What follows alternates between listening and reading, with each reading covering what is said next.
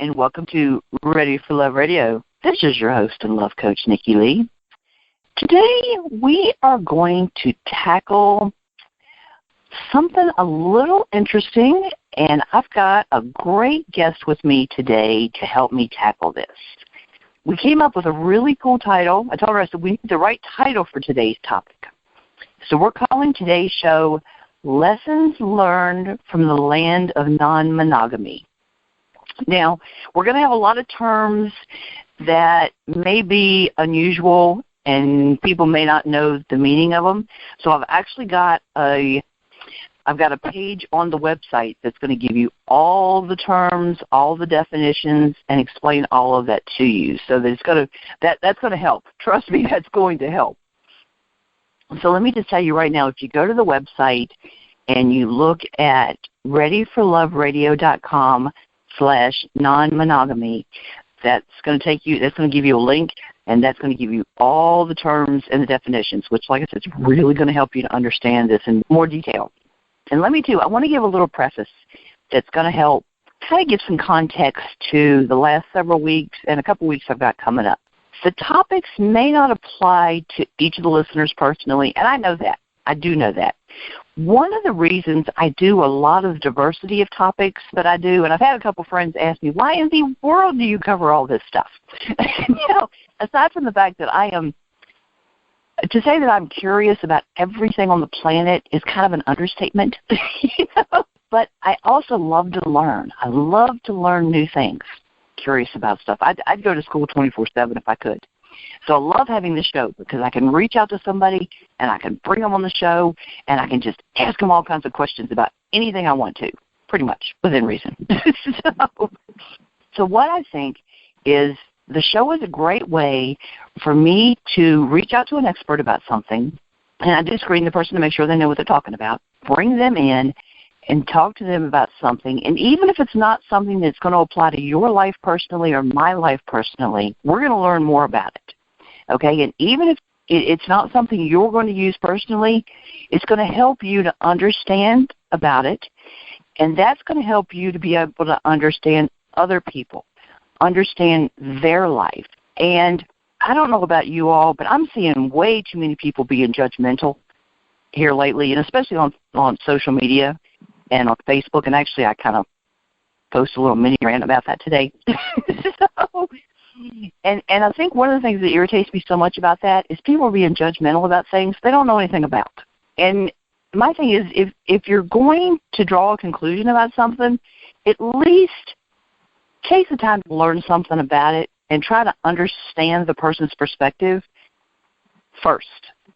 So if you're interested in learning about new things, and like I said, you don't have to embrace something, just kind of open your mind and learn about new things and new people and new perspectives on things. So I'm opening up a lot of possibilities for people to understand about new people and new perspectives, and whether you choose to do anything with the information in your personal life, completely up to you. But you're going to get the information, and you can learn about new ideas and new possibilities.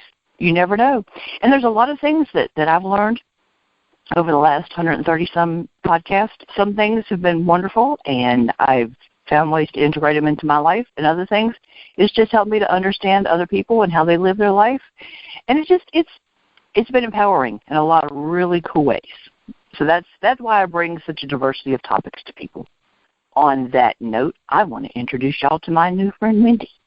Wendy, I am so glad you're with me today. Nikki Lee, thank you for having me on your show. That was not directed at you. That's just something I needed to get out today.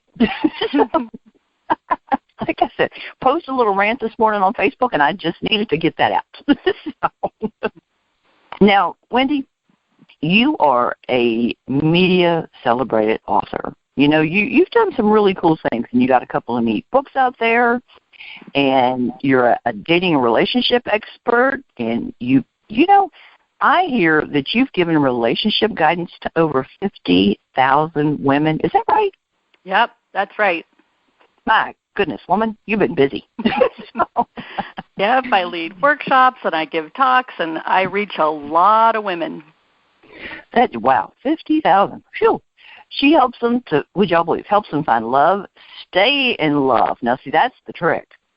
Help them make repairs to their partnerships and their marriages. Now, over the last 15 years, she's interviewed thousands of people about their relationships, love, dating, sex, and the opposite sex. She's conducted polls, had one-on-one discussions, interviewed them, and has witnessed over 100 panels of men talking on these topics. Her book, 121 First Dates, it got a lot of love from the Wall Street Journal, Washington Post, Glamour, Self, Redbook, Huffington Post, Access Hollywood, and more. Her second book, Breaking the Relationship Rules, Your Alternative Guide to a Happy Life. You know, breaking the rules. I like breaking the rules. That's cool. But we're doing something different, and people, I've got the exclusive. We're breaking the rules literally today. Wendy is doing me the honor of talking about her personal life. We're not going to talk about all the other stuff. We're talking about her personal life today. So, Wendy, we're delving into the personal stuff today, okay?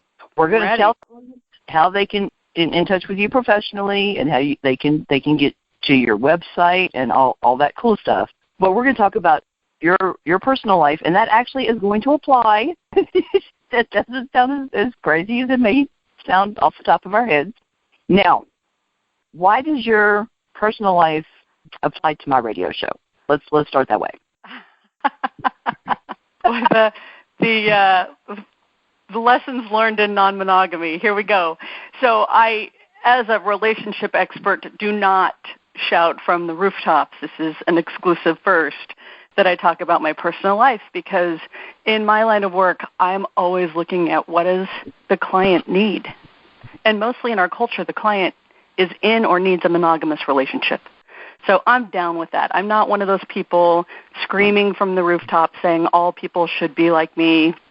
Nope. I think all people should have exactly what they need in their relationships. And my beloved and I decided 4 years ago when we got together that we were not going to have that typical modern monogamous relationship where people kind of own each other. That we own each other's time and who we get to see and when we get to see them and what we do with our bodies. We decided that here we are in midlife. So first off, we're not kids. He had been married for 24 years and divorced. I'd been married for 12 years and divorced and single a really long time. We've been around. We look like somebody's parents for sure. Maybe even somebody's grandparents in some places. But we decided going into this relationship in midlife that we just weren't going to do it the old way, because the old way didn't work for either one of us. And what we wanted to do is we wanted to come together as full-grown adults who know who we are, know who we're not, and just appreciate and commit to and devote our lives together while not owning each other. I don't own his weekends. He doesn't own who I get to see. And we do that life in very different ways from each other, and it works great. That's interesting. Because, well, and you had the typical relationship before. Mm-hmm. So you kind of been there, done that. And damn, monogamy was hard for both of us. We did our really good job for decades. It wasn't easy for either one of us. I think that there are some people who they just really love it and they're really good at it, and it's really natural for them to not even consider looking outside their relationship. And for others, it's a commitment to live from monogamy. And for others, they fall down on the job. Have you ever heard that some people in the world have cheated? Do you know that happens? Right. Yeah. Okay. So we didn't want to be in any of that.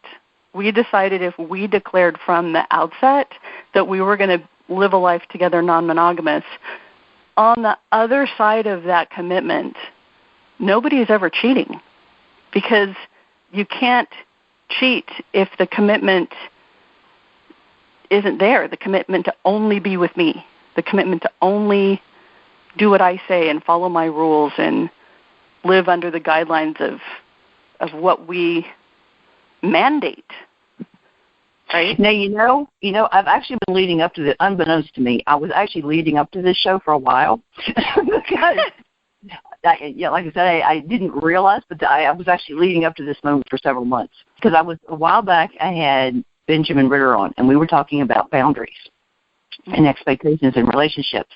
And that was one of the things I was saying on that show was you've got to communicate, and we're going to talk about that here in a little bit. You've got to communicate your expectations and your boundaries to your partner. And part of that is what you expect in the relationship. And that's what you're talking about. Be very clear up front about what you expect. And that's what you're saying. Be clear what you do and what you don't want. And y'all were very clear about that. Mm-hmm. And it was good that both of you wanted or didn't want the very same thing. And you were clear about that in the beginning, and you both want the same thing. And when you find a partner who is willing to have the same boundaries and the same expectations, that's awesome. That works great. So that's all right. I got it. Okay, that's cool. So you've been together for 4 years. Mm-hmm. Okay. I'm still young. Yeah. Well, there you go. That's good. So, all right. Okay, so I'm sure the audience at this moment has a billion questions running through their heads. So I at least had time to prep my questions. Yeah. So this is good. We actually talked a week or two ago, so I've had time to kind of get all my questions together. Plus I've binge watched the Showtime series Polyamory, Married, and Dating. So I kind of. Yeah, so I got time to kind of watch and see some examples of some different polyamorous relationships. So I got to kind of go through the range of emotions of different scenarios and all that before we talked, so I could kind of get some ideas together of what I was thinking and all that. So it was an interesting couple of days watching all those shows and going, So. Now I want all your listeners to know one thing right out the gate. Okay. This is a new concept for a lot of people. And so yes. Anything you watch on the television is about as real to my life as Real Housewives of New York is to your life. Yes. Well, and that is scripted. So keep that in mind. Reality TV is not real. And not that, our lives are pretty drama-free, so or really drama-free, actually. Well, People wouldn't believe that up front, but that is so true. Okay, so did you always know that you were or wanted to be non-monogamous? I mean, did you know that the first time you were married? I didn't, and I married very young, and I married a really wonderful man who was incredibly safe. He was a safe bet. No woman ever turned his head. And I thought, I hit the jackpot. And I did. He's a great guy. Very, very sweet. I ran the crap out of that marriage. I dominated and ran the show. And midlife, I was exhausted because I was doing everything for both of us. But no, I didn't. I had the same framework as most people did because there's the default. You're young, you get older, you get married, you have children. And at some point we decided we weren't going to have children, but short of that, I was just following the path. Now, I knew it was a hard path. I knew I was kind of tart-like. I'm friendly, so it was hard, but that's just how life is. So I didn't even know there was a choice until I was older. And once I did know there was a choice, I thought about it, but I thought polyamory, that's for those weird people. I don't, with the whatnots and the cool kids with the dreadlocks. That's not for me. I'm a normal looking person. That's not for me. That's for the different people, of course. I just thought it would be, I'd have to become a part of a tribe that I wasn't or something. And so I didn't really take it on as a real possibility for my life until I had started dating, and I actually ended up going on 121 first dates to get to my partner, Dave. And during the dating process, I realized, wow, what I really want is I want a partner who we present as normal monogamous people, but that we could just have a little side thing from time to time to keep things fresh or interesting or new. It would be monogamish, would be ish, Right, not right. exactly monogamous, but close, just a little bit open. The door is a little bit open. So that's what I was hoping for, because I for sure wanted a serious life commitment where someone was devoted and dedicated to me, and I was devoted and dedicated to them. So that I wanted. But I also wanted variety. So I started questioning monogamy as my future, probably in my early 40s. Okay. Well, I discovered, I was doing a couple quick Google searches right before we started the call today, and I actually discovered that OkCupid, which is one of the online dating sites, actually had so many of its people, I think it was 42% of its members, say that they would be open to polyamorous relationship, that they actually have added a whole section to this site just to accommodate that. Wow. So, yeah, I was kind of, and I've seen the questions pop up on there. I'm like, now wait a second, So, but yeah, I had no idea it was that many people. But I've seen people popping up on there and reaching out to other people to invite people into, like, couples reaching out to singles and that sort of thing. So I have a feeling, and you tell me if I'm wrong about this, but I have a feeling a lot of people listening probably know couples who are polyamorous, and they're never going to guess it. That's right. Like all of my clients listening right now. Well, okay. They do now. Surprise. Yeah, well, like I said, I have a feeling a lot of other people know somebody that's polyamorous and don't realize it. So, absolutely. Okay. Hey, can I tell you why I think you're seeing more of it now? Sure. This is just a personal hunch. Sure. But, in the beginning of when we started settling down on the farms and stopped being nomadic, marriage was pragmatic. You had to get married and you had to have children to till the farm and do the thing, right? And marriage was something that we had to do. And then as time went on, it was for love. It wasn't just about the practical side. And then more and more as our life is enhancement, life, that our survival is pretty well handled at this stage of the game. I mean, we still all have to do our part, but we women don't have to get married. We're not property anymore. A lot of women are choosing not to get married at all.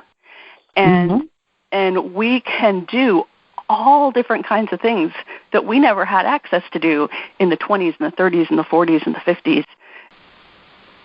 Our lives, we can go any direction we want to. And I think it's popping up because we're able to choose our life from a human spirit place instead of a survival place. So people are still choosing marriage and monogamy from human spirit, and that's great. But people are also having the opportunity to choose different things because our survival is no longer dependent on the nuclear family in that same way. Interesting point. So in order to be, or should I say to participate in a polyamorous relationship or situation, let's call it that. Yeah. Does a person have to be married, single, or in a committed relationship to participate? No, and they don't even have to be polyamorous. What? Okay. Did they explain? Okay, so I'm going to just talk about my life because it'll help sort of unravel the who is who and what's going on. Because in my own personal little, get ready to look at the definitions, polycule, the little pod of people in my circle, we all do this non-monogamous life in a very different way from each other, and we're all hanging out together. So how this looks, not hanging out sexually, all of us, but this is how this looks. So Dave and I live together. If you met us, we would just look like a middle-aged married couple. Our neighbors down the hall think we're just a nice middle-aged married couple. We live here with our dog. We don't live under a big roof with lots of people, although some people do that, but we don't. And we are happily together as a partnership. Okay. Now, I am not polyamorous, mostly because I don't have time Nikki, can you imagine? Men take so much time. I'm building a business and I have to take care of my clients, and I don't have time for more than one man full-time or even part-time. No.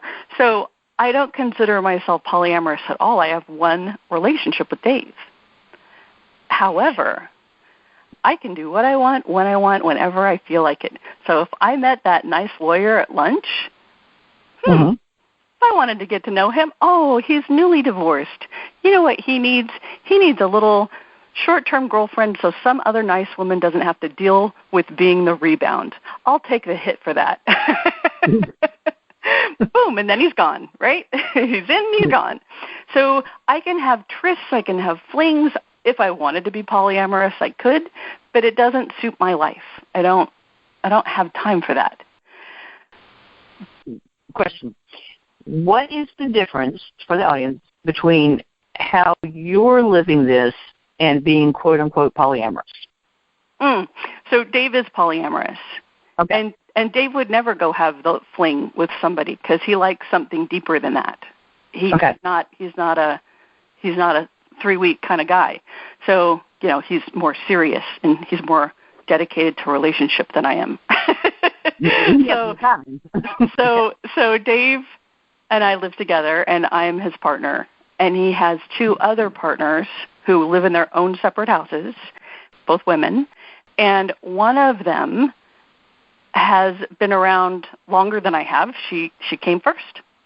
Okay. And she's adorable, and they never wanted to live together. They never wanted to be primary to each other in that way where they were building a life together and sharing finances and sharing property and that. They just weren't going to do that. But they love each other very much, and they're in a relationship, and they have been for about 6 years. Okay. And she's polyamorous, and she has other partners, and so Dave falls somewhere in there. She doesn't number them. They're all, important to her. Now, my other friend, who is his other partner, her name is Kim. She is what's called solo poly. Now, Kim's awesome. Kim had a ridiculously long, bad marriage. Bad, really bad. She hung in there long before any other good woman would have hung in there. And by the time she finally walked, she said, never again. She did her 20-plus years, and she was done. She was never going to be married again. She was never going to live with another man again. She was out. But instead of being single, she became what's called solo poly, which solo means to herself. Her number one priority partner is her. So she'll live alone. She's primary partner to herself. And she has 3 other partners. My partner, Dave, is one of them.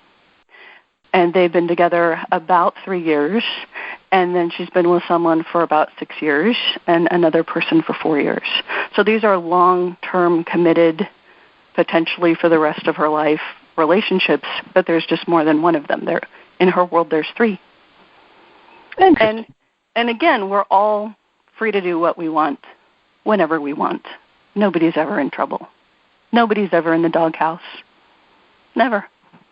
Interesting. And each one of those relationships has a set of rules, boundaries, expectations. Yes. Which means there's got to be open, honest communication between the parties involved. Yeah, and the thing that makes our non-monogamous lives work so well are the same set of skills that make any good relationship work well. I try actually to not work around expectations because expectations can kill a relationship really fast. We work on accountability. What are you accountable for? What are you willing to be accountable for? What can I count on you for? Dave can count on me to be 5 minutes late anywhere we go. There's like the good counting on and the bad counting on. Like instead of can I trust them, we ask each other, what can I trust you for? It's a great question to ask anyone in your life, including your boss. What can I trust you for instead of can I trust you?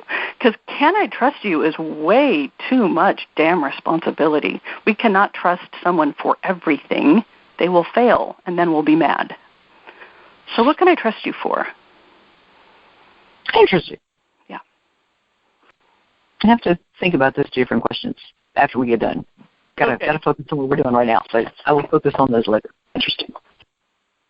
It's enough for me to juggle the questions and keep interesting. Can I tell you what my life looks like from a stranger looking in? Sure. It looks totally normal. Like I said, we're just the next door neighbors that you might have. I might be your next door neighbor. You don't know. We just look like the married couple that lives next door that's middle-aged. And in terms of, well, but what about all that time with those other women?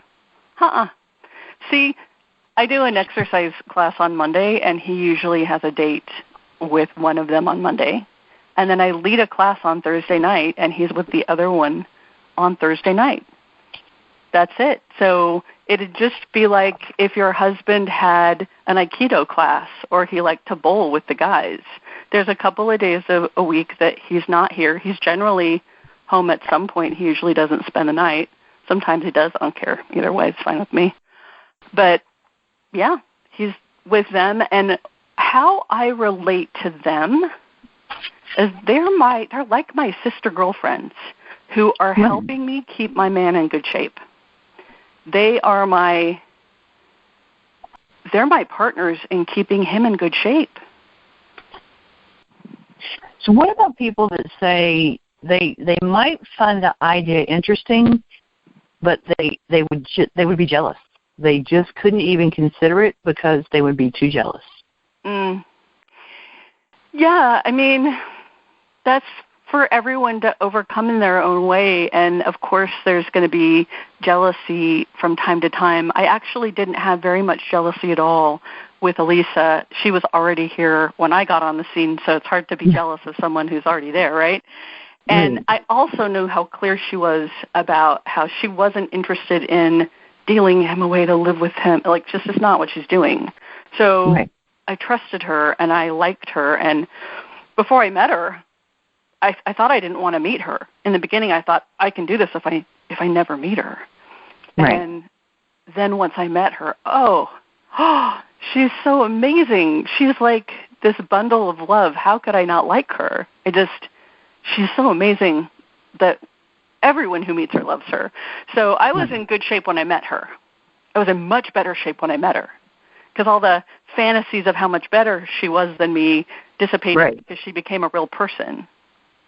Well, that's the thing is that the not knowing can be worse than actually knowing. Absolutely. So we were good. We were fine. And then about a year and a half into my relationship with Dave, he met Kim.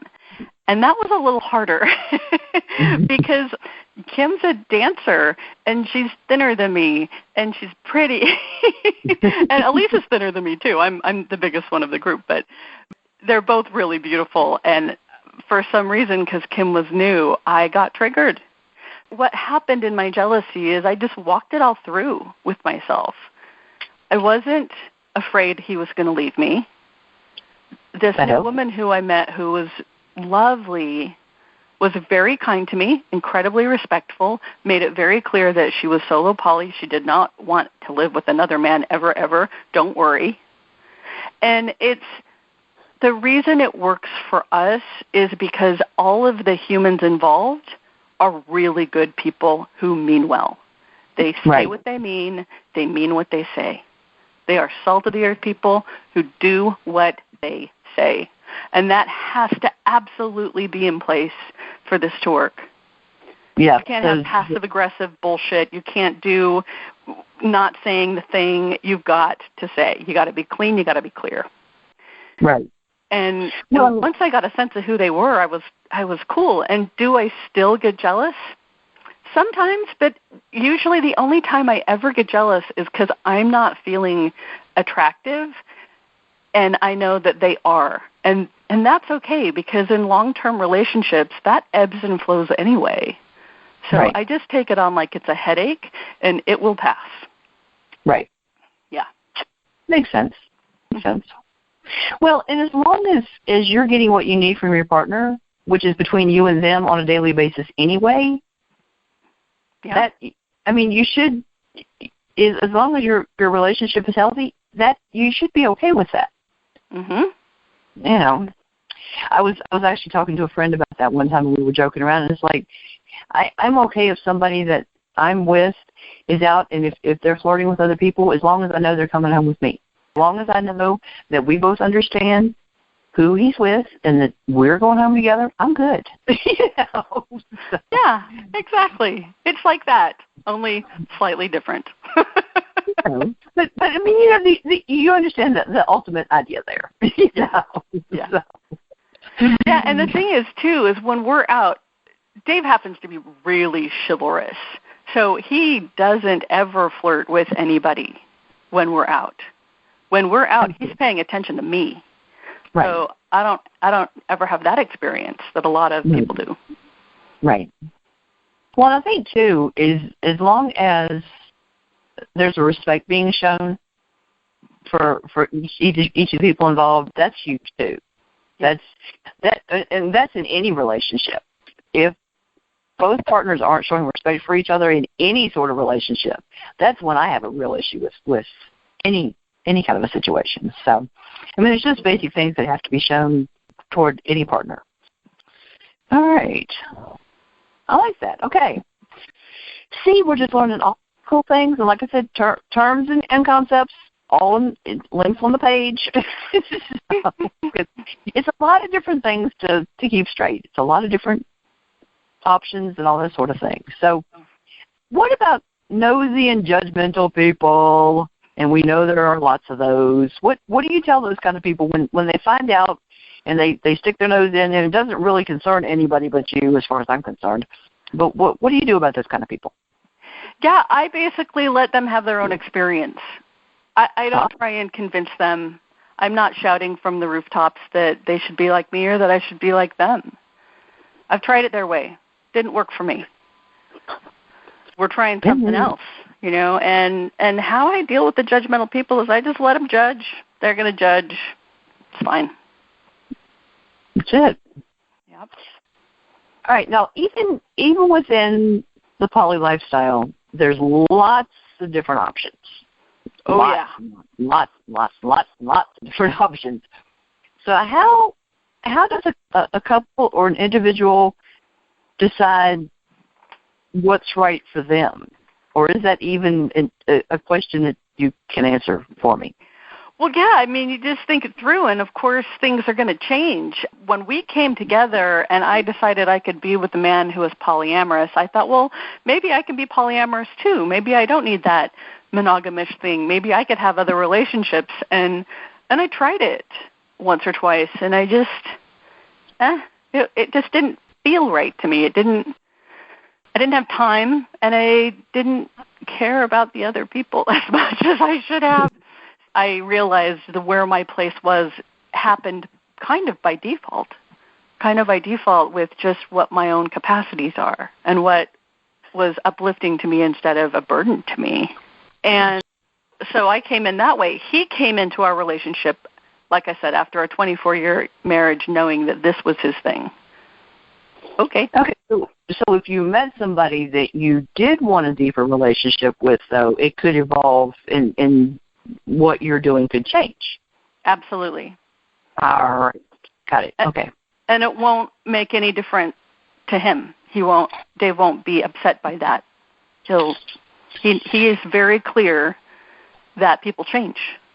It's one of the things in our culture that we talk about when we get married, that we live happily ever after, and nothing ever changes after that wedding day. Boy, what a mistake. No, people change. Interesting. Yeah. Okay. We just don't account for it. So because people change, how we did this thing is we decided that, and you've already, the structure of how we do it. We don't live under one house, which we can talk about that in a minute because I know people that do that.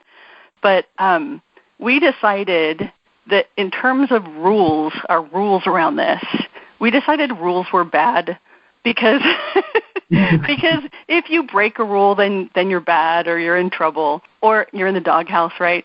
And sometimes when you break a rule, it ends a relationship.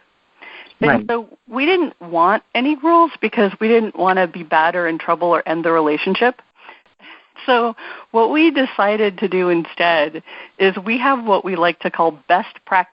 We have 3 best practices to our relationship. And this is just between Dave and I. He's doing whatever he's doing with whoever, with Elisa and Kim. But between he and I, we have our own set of best practices. And that's all that matters to me. And those 3 best practices are everybody owns their own feelings. Oh, that's interesting. Okay. Yeah. He can't make me feel bad. I can't make him feel bad. That's my feeling. If I'm feeling bad, I got to sort that out. I can talk about it, but it's not on him to fix it. And it's not on me to fix it if he's feeling something, because it's his feelings, kind of like his toenails. It's his, it's not mine. So everybody owns their own feelings. We're all grown-ups here. So that's one best practice. Another best practice is wear a condom when you're not with me. Okay. And then the third one I think is kind of funny, and it's everything that you've been talking about. And why I think it's funny is because it's boy language. Dave made this one up. It's total boy language, but everyone will get it. Third best practice, don't be a dick. So in other words, be respectful, be nice to each other. Don't do anything jerky. And we don't. Yeah. Well. So that's it. Those big rules around our house, which they're not even rules, they're best practices.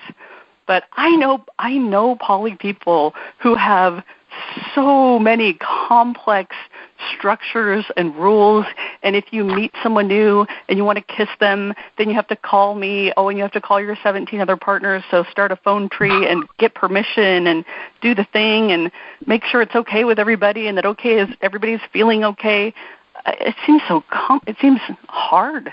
I saw that on the TV show. They were doing that. I'm like, you have got to be kidding. I know. Yeah, and then it's like, okay, well, you can do this, but you can't go but so far. And if you can kiss him, but you can't give him a blowjob. And if you do, then you have to call me. I'm like, oh, come on. I know, and I'm sure there's a really good reason they have those rules in place, but I don't get it. I don't get it. It's pretty funny to me. We joke about that. Phone tree. They just got a phone tree going, I guess. Everybody's on speed dial.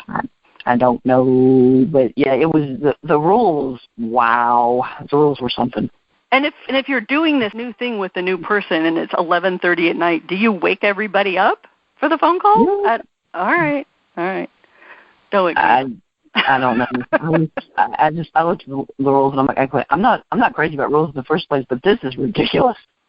I was really hoping that was part of the script, because if they really lived that way, whew, that was crazy. Yeah, no, people really do that. A lot of poly people do that, and non-monogamous people do that. And like I said,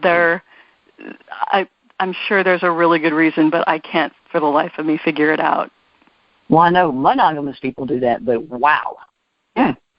I mean, you might as well just be monogamous if it needs to be. If it needs to be all checked in. I mean, the primary purpose of our life is to make sure that we both feel free. So putting all those steps into place doesn't really make anybody feel free. Didn't seem to, but I don't know. Yeah. Okay, so now explain open relationships as compared to non-monogamy. Is there okay, great. Yeah. So open, so non-monogamous is a general term that would encompass an open marriage or polyamory or all of it. Non-monogamous just means not monogamous, right?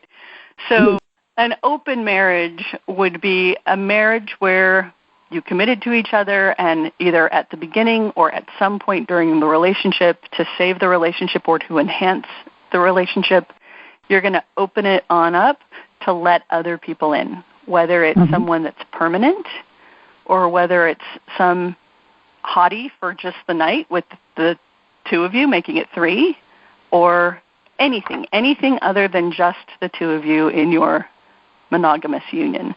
So an open marriage could be anything anything from a one-time agreement to have one person come in to going to parties and meeting people and having other relationships and anything you want. Okay. Like some people, the unlimited options, unlimited. Okay. Now, cheating. How does cheating figure into or not figure into polyamory? It doesn't figure into it at all. So everything that we've talked about in terms of polyamory or non-monogamy or open, because I'm in an open relationship, I'm not I'm not polyamorous. So all of this is done with integrity, with everybody in agreement, with everybody on the same page saying, yes, this is great. What you're doing and what I'm doing, all good. Nobody is contorting. Nobody is sticking around just to be pleasing, to keep that woman or to keep that man. We all are empowered and happy and feel safe and feel free, and we all agree. Everybody's in the loop. Now, with cheating, someone thinks they're in a monogamous relationship, and they're not because their husband or wife is cheating on them. So that is not polyamory. That's not an open relationship. That is a breach in the agreement that the two of you have. Right. Well, cheating would be if it's against the rules that they've set up in their polyamorous relationship. Correct? Oh, right. So that's another thing that I forget about because we don't have all these crazy it's not rules. Yours, but it would be some people. But yeah, I guess, yes, people in polyamorous relationships can also be cheated on if they have the rules about whatever their rules might be around their relationship. Let's just make up a scenario that there's a polyamorous relationship where there are two men and two women and they have sex with each other in some configuration and they're all in a closed quad. Okay, They've got the four, and they've all promised not to sleep with anyone else ever. If one of them sleeps with someone else, that would be cheating because it's against the rules that they created for each other. Right. Okay. There's no cheating in my house. It's impossible to cheat. Yeah. So it's only cheating if you make it cheating by having rules to say so. Yes, exactly. Gotcha. Okay. One of the things I love so much about my relationship is we will never leave each other because someone cheated. Never. That's true. See? All right. Everybody's faithful. Everybody's true. All right. See, every time I have a question, you come up with something like that and you throw me off. Okay. So now some people may decide that they want to actually live together instead of having their own homes, and because you and your husband live together, and then he has other women that are part of his polyamorous relationships that have their own homes. Okay. Yes. And then some people. And to me, there's a term for them. They're my metamors. They're my partner's partner. So my sister girlfriends that he is with, they're my metamors. Okay. And I love them both. They're totally adorable, and I don't have sex with them. Okay. Just in case, because people like to ask. One of the first questions people ask. Yeah, people always seem to go there, don't they? They do. Pretty darn straight. I don't know. Sorry. Well, people's minds always go there. Okay. Yeah. Now, sometimes a married couple can have another single person. It always seems to be they have another woman move in from the experiences I've heard. Okay. They never seem to have another man move in, I've noticed. Sometimes, but rarely, yeah. Yeah, I know. Okay, now, sometimes they can have another woman move in, and that's called a triad. Is that right? Mm-hmm. Okay, and she actually moves into the home and then lives with them, and then it's the three of them have a relationship between them and then live in the same home, correct? Mm-hmm. How does that work? Well, it's going to, mileage will vary depending on the people. I know two people actually, that it's not, I don't think it is a triad. I think there are more people. I think the mainstay of the home is a triad, and then I think they have roommates who come and go that may or may not be lovers. They have lived together happily for 25 years. Great. Three of them? They own the home together. He married his high school sweetheart, and who the third woman was her best friend. And it happened at a very young age. So in their, 19, 20, 21-ish. And, wow. They're all 50 plus, and they've lived together happily in Santa Cruz, California, where that kind of stuff goes on and people don't bat an eye at it. And, yeah, they're all really great people, and they have this similar sort of rules attitude that Dave and I have. They probably don't have very many rules. They probably have best practices, too, I'm guessing, to have it work that long.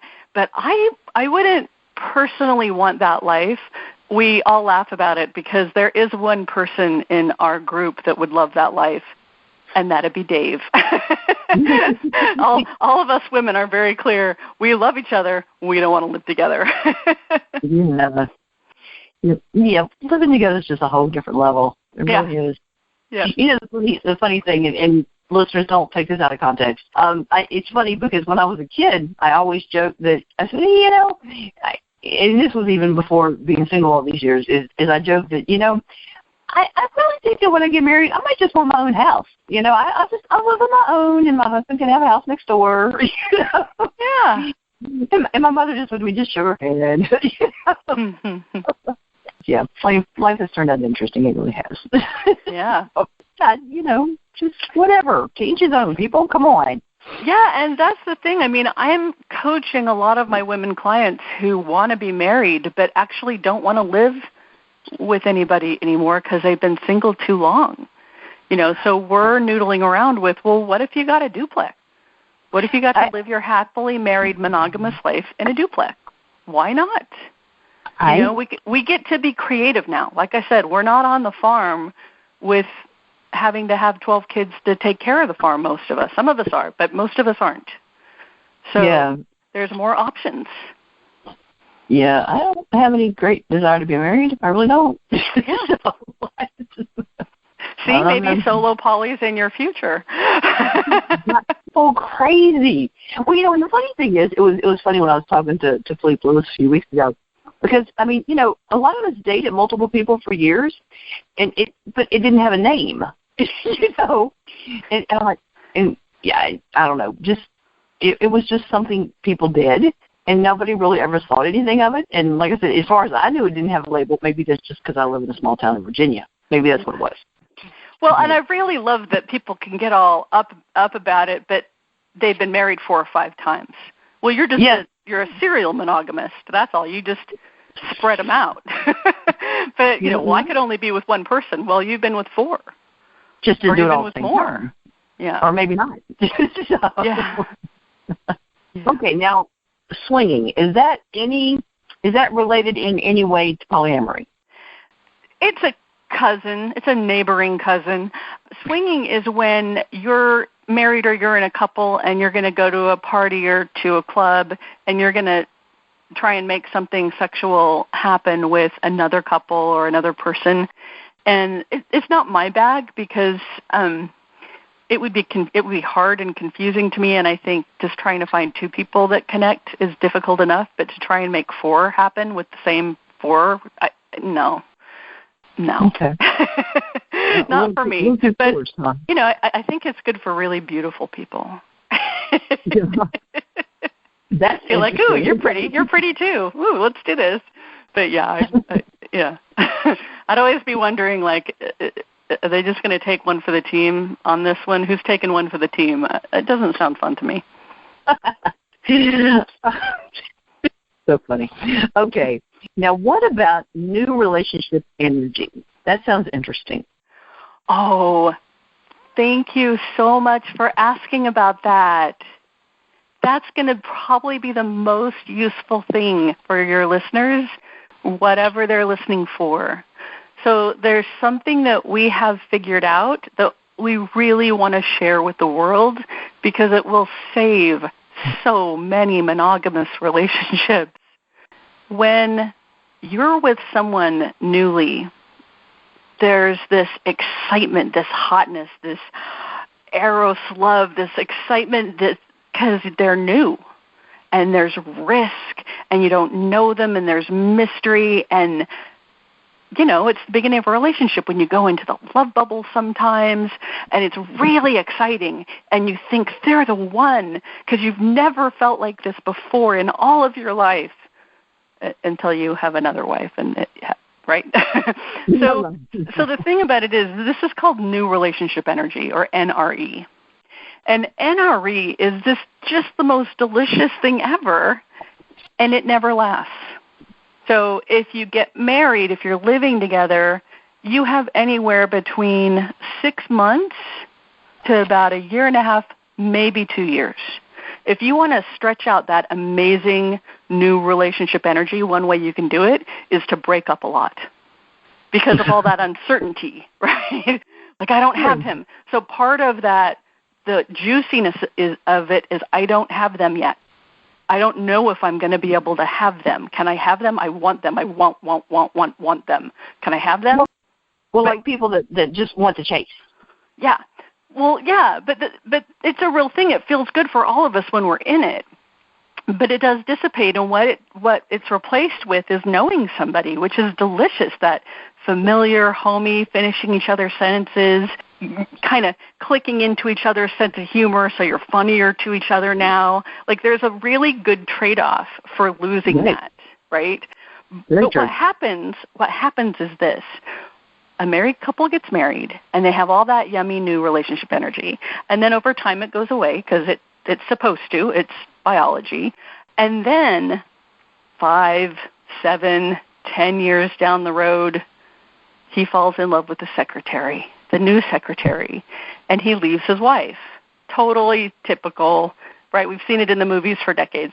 Or she falls in love with the trainer, and she leaves her husband. And why they leave isn't because the other person is so amazing. Why they leave is they get caught up in that new relationship energy, and they think it's different. And then they divorce their wife or they divorce their husband, they remarry this new person, and in 1.5 years when that energy is dissipating, they say, what the hell did I do? I just threw away a 20-year marriage for this? So we open marriage people, we non-monogamous people, we poly people know about this. We expect it to happen every time. And so, for example, when Dave met Kim, who came after me, he knew he would fall into this love bubble with her, and he was very careful. He was very careful to not get it on me in any disrespecting way. In fact, he was a happier person, so I had a happier partner. It got on me in a good way. And he also didn't think I should leave Wendy for Kim, because he knew this is the phase that I'm in that will dissipate in about 1.5 years. So there's no need to leave each other for it. This is just a thing that happens to humans. It's biology, and it will run its course. So it has everything stay cohesive, and it takes away the threat of being left for someone else. It does happen. It's that rush, and then it goes away. It doesn't last very long. And if that doesn't explain a failed relationship for you, then think about your uncle or your sister or someone who did that exact thing. Somebody you know has done that. Mm-hmm. And if not, there's a million movies about it. So, yeah. And they're probably all on Lifetime. Mm-hmm. Exactly. Or one of the Lifetime networks, guaranteed. It's on Lifetime. There'll be at least 5 on today. Any day of the week. I don't care what day you listen to this. There will be a 5 on Lifetime today. That's the running joke in our house. Anytime we see a movie where there's the love conflict, we yell at the screen, "You should just be poly." It's on Lifetime. I guarantee it. Nobody needs to lose here. Which terms have I not asked you about? We're almost out of time. Let's say we're close enough on time. Definitely, like I said, definitely check out the site, because there was a lot of terms and concepts we covered, and I guarantee you you probably didn't absorb all of it just because there's so much. Cool thing, too, about the list that she made up for me is it's got the terms and the concepts. She gave me the names, the description, and even when the term was coined. And it was interesting. Some of these terms have been around since the 70s, the 80s, some more recently. But, I mean, some of these terms have been around for a long time. Huh. And it was just, like I said, it's interesting list you made up for me. I'm glad I asked you to do that. And she's got an interesting gift called the Full Moon Ritual with a list of questions to ask in your relationship. So you need to check that out. There's a link for that on the show page also. So I've got all kinds of neat little gadgets and gifts and all kinds of neat stuff, which are going to be on the website. So to get all of those little neat things that I've got for you, you need to go to www.readyforloveradio.com/non-monogamy. So, is there anything that I forgot to ask you about that you want to share? Not that you haven't shared plenty. Yeah, I just really want people to be left with that they get to say that we're living in a world today where you get to say how your relationships are designed. Yes. And how they get to look. You get to say, what if you got to have everything all your way? What if you got to look at everything you wanted and everything you needed, and if you had it all your way, how would you design it? Right. And there are people who are willing and happy to give you what you want as long as you're forthright about it. Right. Find the people that you like that line up with you and create something amazing. And I don't care if it's monogamy in the trad style, in the old traditional style. That's awesome. People love that. It works for a lot of people. Or if you're, married in side-by-side duplex and still monogamous, or if you're doing what Dave and I are doing, which is representing monogamy to the lady who lives across the hall from us, but doing our thing. To live under one big roof, if you wanted to do that, we get to say. Such an awesome time to be living. We get to say. Find what works for you and your partner, and it's just nobody else's business. I don't care if it's your brother, your mother, your sister. It doesn't matter. It's your decision between you and your partner. Yep. Find the combination that works for you. As long as you're consenting and you're adult, find what works for you, Yeah.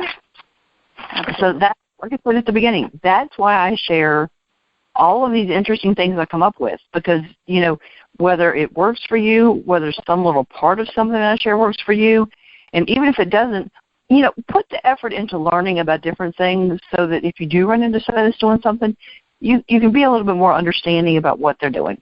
Just, open your mind. It's amazing what happens when you open your mind. It's empowering. Awesome experience.